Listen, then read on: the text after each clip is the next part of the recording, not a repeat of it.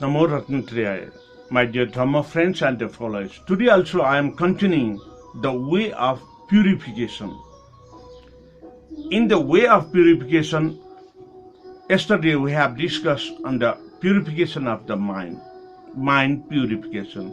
So today also I want to continue this purification of mind because it is very difficult to purify mind. To say is very easy, but to apply in our life is very difficult. So I want to continue the purification of mind in this episode also. We know that because of mind, the chitta, man, used to control and direct the five indriyas, eyes, nose, mouth means tongues, skin, and the ear. Because of mind, it creates the desire. When mind direct to see the goods, if the good is very very much important or very much beautiful, and something the goose is very good smelling, then immediately the mind say, I want it, I have to eat. Then because of his greediness or because of his desire, then man used to get any circumstance he wants to get that.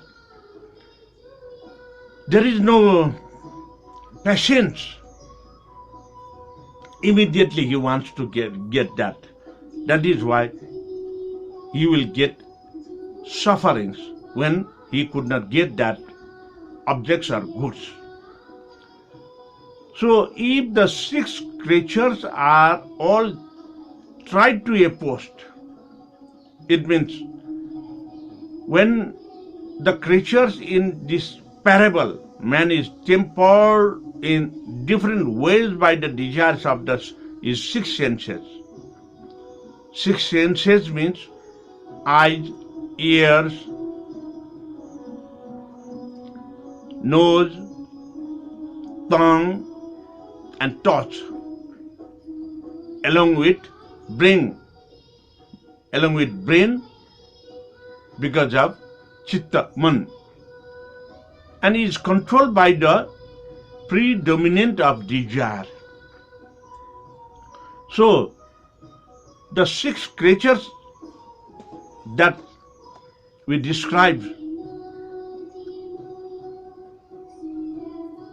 are all try to oppose.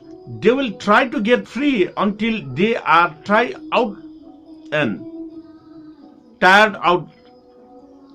Then will lie down by the post. So just like this, if people will train and control the mind, there will be no further trouble from the other five senses. If the mind is under control, people will have a happiness both now and in the future too.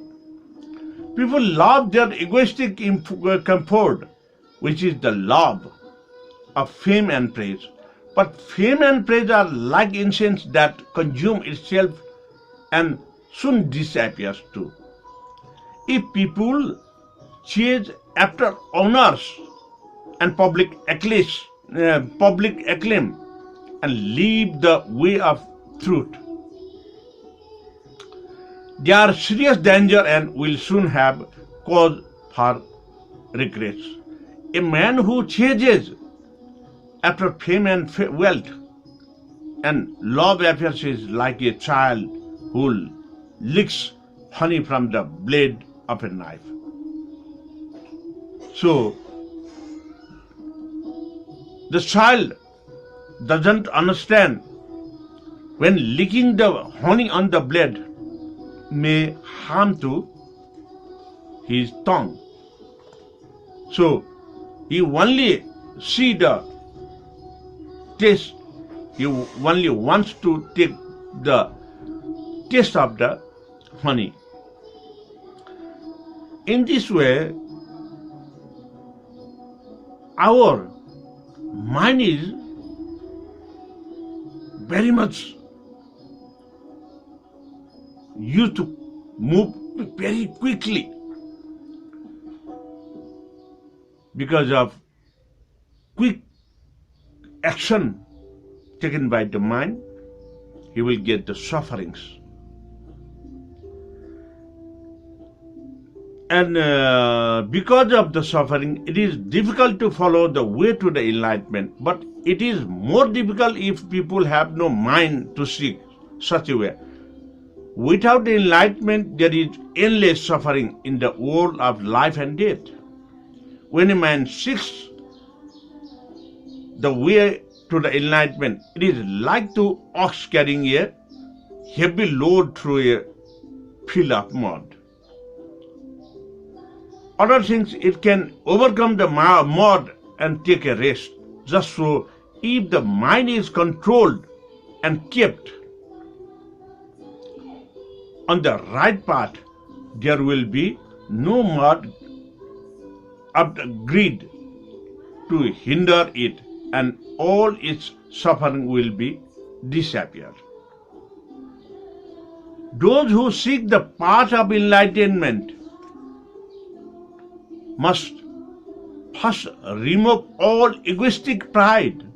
He humbly willing to accept the light of Buddha's teachings, the knowledge of Buddha's teachings,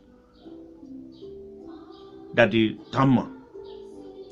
All the treasures of the world, all its gold and silver honors are not to be compared with the wisdom and virtue. To enjoy good health, to bring true happiness to one's family, to bring peace to all, one must first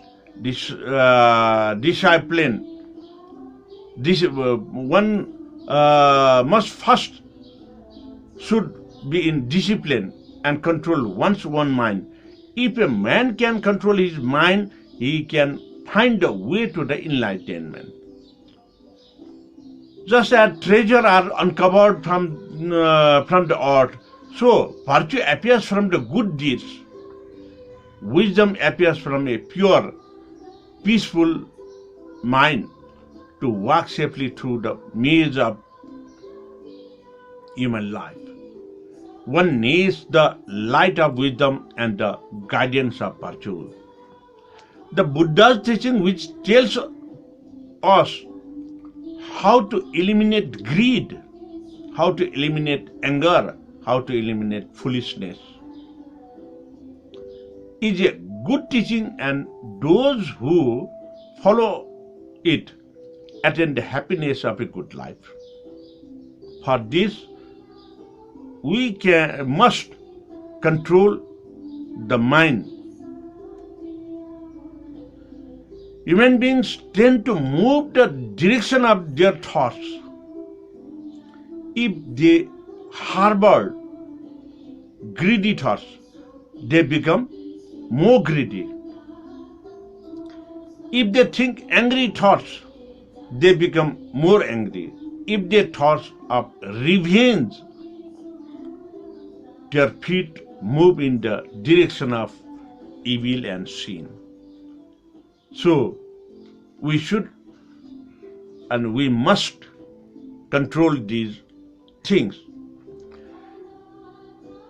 When spring comes and the pastures have an abundance of green grass,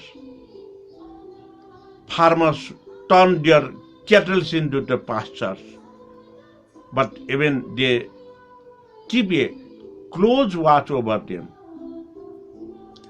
It is so with the minds of people. Even under the best of condition, the mind will bear watching.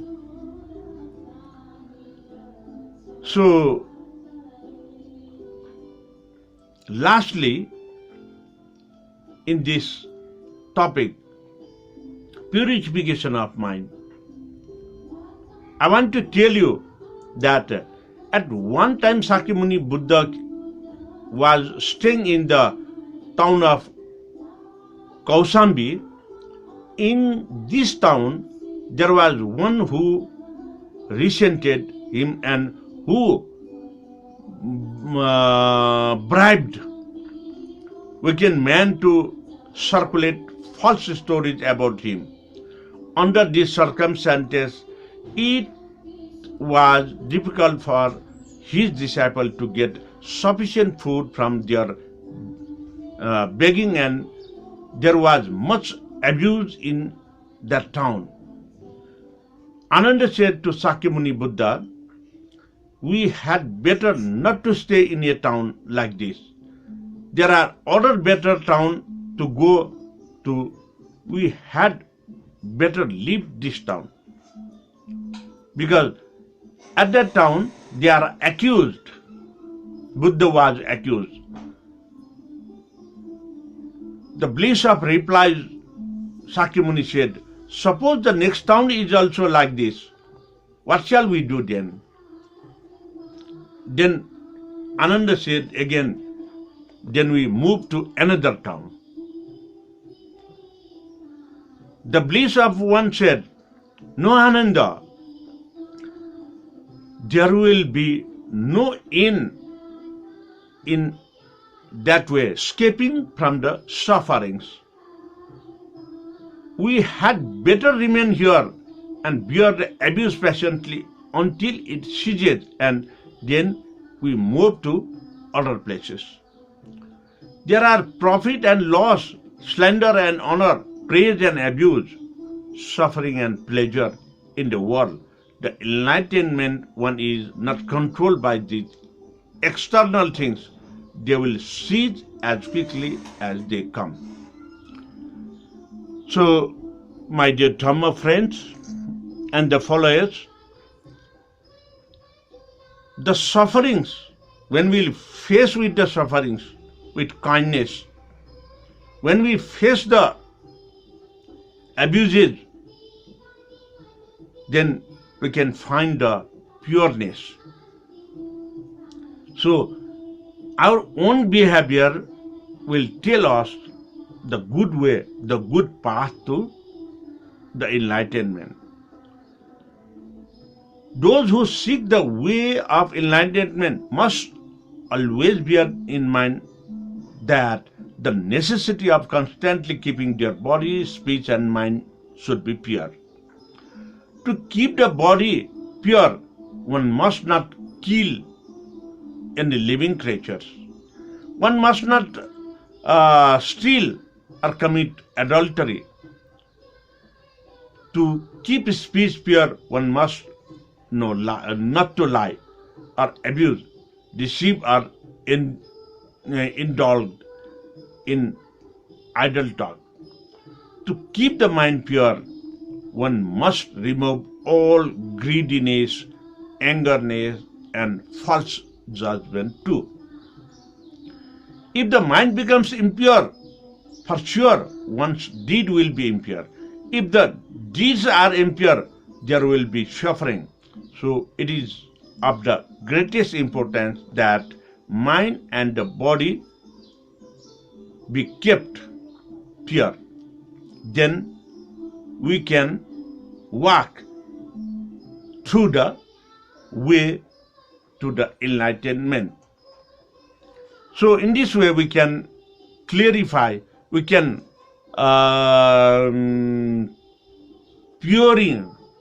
purify the minds. When we will get the problems, we have to face that problem very gently, not aggressively. When we'll get the sufferings, we should tackle why the sufferings came to me. We should find the root cause of the suffering. To find the root cause of the suffering also, our mind through brain can achieve the main cause, can find the main cause of the suffering. Then if we close not to have that major point of the suffering, then suffering automatically eliminates. For this, we should clear vision. We should have clear vision what we are doing. We should not in the false position. We must in the true position. That's why only we can purify our mind, and when we succeeded to purify our mind, then only we will be on the path to the enlightenment. So the way of purification, it will continue in tomorrow's episode too. This much for today. So I want to leave now, committing you to come tomorrow as well. Thank you very much. Bhavatu Sarva Mangalam.